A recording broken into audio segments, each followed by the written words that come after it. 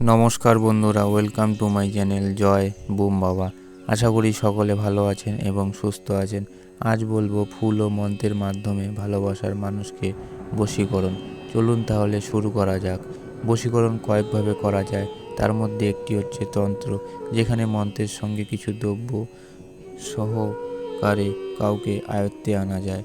এই প্রবন্ধে আমরা একটি সহজ বশীকরণ মন্ত্র মাধ্যম নিয়ে আলোচনা করব। একটি ফুলের মাধ্যমে আপনি এই মন্ত্রটির সাহায্যে আপনার পছন্দের মানুষকে পটাতে পারবেন। এটা খুবই সহজ এবং সন্দেহহীন উপায়।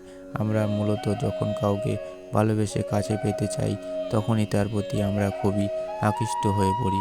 মনের কথা খুলে বলার পরেও কাছে না পেয়ে ভালোবাসার মানুষকে লাভ করতে বশীকরণের পন্থা গ্রহণ করে থাকেন। তবে একটি কথা মনে রাখা ভালো, তা হলো নিজের কাম বাসনা পূর্ণ বা খারাপ উদ্দেশ্যে কাউকে বশীকরণ করা পাপ কার্যের মধ্যে পড়ে। এতে সাধক অদৃষ্টের কোপানলে পড়েন। এছাড়াও অতিরিক্ত হিংসা এবং ক্ষতির ইচ্ছা সাধন করলে সাধক নিজের সংকটে ভোগেন। তন্ত্রশাস্ত্রগুলো অন্যের ক্ষতি উদ্দেশ্যে যে কোনো সাধনকেই বারণ করেছেন। তাই তন্ত্রশাস্ত্রগুলোতে সাধককে কাম বাসনা ও মোহত্যাগ করে সাধন করার পরামর্শ দেওয়া হয়েছে। বশীকরণে চামুণ্ডা মন্ত্র ও চামুণ্ডে জয় জয় স্তম্ভয় স্তম্ভয় সর্বান দম দম সাহা বিধি নিবর্তিত নিত্যকীয় সাধক অনেন মন্ত্রে নাষ্ট্যোত্তর শতাভি মন্ত্রিতং পুষ্পং যস্ম দীয়তে সবস্ব ভবতি প্রীত্যর্থে।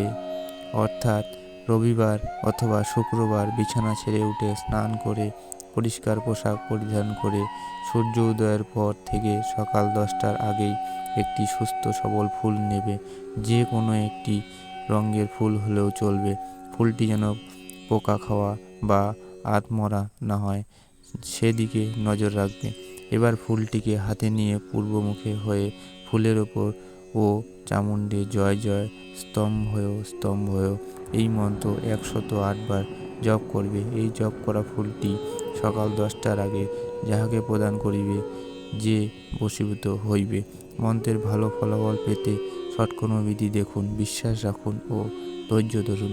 তবে এই ধরনের কাজ করতে প্রথমে গুরুর অনুমতি প্রয়োজন।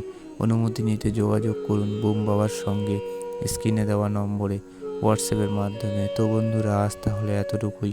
দেখা হবে আবার নতুন কোনো ভিডিও নিয়ে। আজকের ভিডিওটি ভালো লাগলে অবশ্যই লাইক এবং শেয়ার করবেন এবং সাবস্ক্রাইব করে আমাদের পাশে থাকবেন। ধন্যবাদ।